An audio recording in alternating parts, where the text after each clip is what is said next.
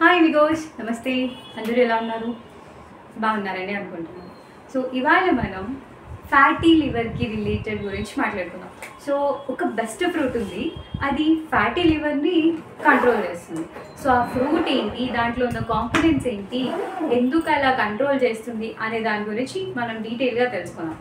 So ఎవరైనా కొత్తగా మన ఛానల్ చూస్తున్నట్లయితే ప్లీజ్ నా ఛానల్ని సబ్స్క్రైబ్ చేసుకోండి అండ్ నా వీడియోస్ మీ ఫ్రెండ్స్కి షేర్ చేయండి. సో దట్ నాకు మోటివేటింగ్గా ఉంటుంది కొన్ని వీడియోస్ చేయడానికి. సో ఆ ఫ్రూట్ ఏంటి అంటే గ్రేప్స్. సో గ్రేప్స్ చాలా బాగా ఫ్యాటీ లివర్ని కంట్రోల్ చేస్తాయి.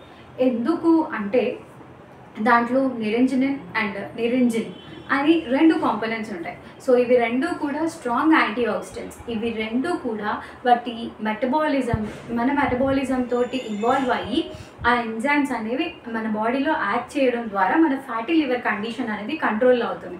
అండ్ దీంట్లో మనకి vitamin C, vitamin A, antioxidants rich food అనమాట. సో ఇది ఓన్లీ ఫ్యాటీ లివర్కే కాకుండా మన ఐస్ హెల్త్ కూడా కాపాడుతుంది. అండ్ ఇది యాంటీ ఆక్సిడెంట్ రిచ్ కావడంతో మన స్కిన్ కూడా చాలా బ్రైటన్ అవుతుంది. సో డీటాక్సిఫికేషన్ ప్రాసెస్, మనకి ఈ ఫ్రూట్స్ తీసుకున్నట్లయితే, గ్రేప్స్ తీసుకున్నట్లయితే ఇవి డీటాక్సిఫికేషన్లో మనకి హెల్ప్ చేస్తాయన్నమాట.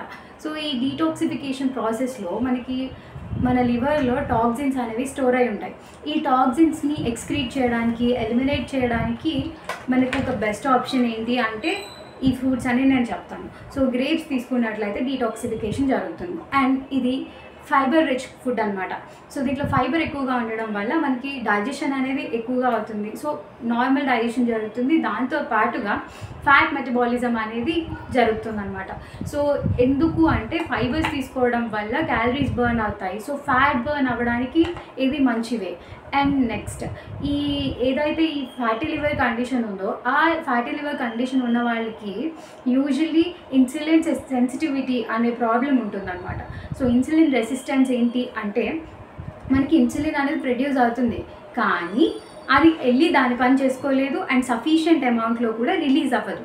సో ఈ కండిషన్లో మనకి ఈ గ్రేప్స్ తీసుకున్నట్లయితే ఇన్సులిన్ సెన్సిటివిటీని తగ్గిస్తుంది. సో బీటా సెల్స్ని యాక్టివేట్ చేసి దాంట్లో ప్రొడ్యూస్ అయ్యే ఇన్సులిన్ హార్మోన్ని బాగా ప్రొడ్యూస్ అయ్యేలా చేస్తుంది అండ్ దాని యాక్టివిటీ అనేది నార్మల్గా ఉండేలా చూసుకుంటుంది అనమాట.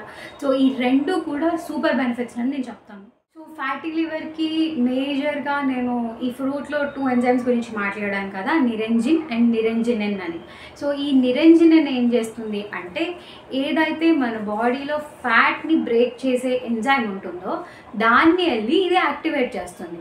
సో అందుకనే ఈ నిరంజినిన్ అనేది దాన్ని యాక్టివేట్ చేయడం వల్ల ఫ్యాట్ డిపాజిషన్స్ ఏవైతే ఉన్నాయో మన లివర్లో అవి బ్రేక్ డౌన్ అవుతాయి అన్నమాట.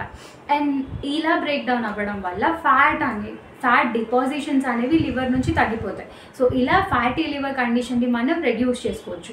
అండ్ ఇంకొకటి ఏంటి అంటే మనకి ఆక్సిడేటివ్ స్ట్రెస్ని ఇది తగ్గిస్తుంది. సో ఆక్సిడేటివ్ స్ట్రెస్ తగ్గించడం వల్ల మనకి ఏంటి అంటే క్యాన్సర్ సెల్స్ కూడా ప్రొడ్యూస్ అయ్యే ఛాన్సెస్ ఉండవు. సో మనకి ఇది క్యాన్సర్ నుంచి ప్రివెంట్ చేస్తుంది, ఐస్కి చాలా మంచిది అండ్ ఫ్యాటీ లివర్ కండిషన్ని తగ్గిస్తుంది, ఇన్సులిన్ సెన్సిటివిటీని తగ్గిస్తుంది. సో ఈ 4 హెల్త్ బెనిఫిట్స్ అనేవి దీంట్లో ఉన్నాయన్నమాట. అండ్ గుడ్ డైజెషన్ కూడా.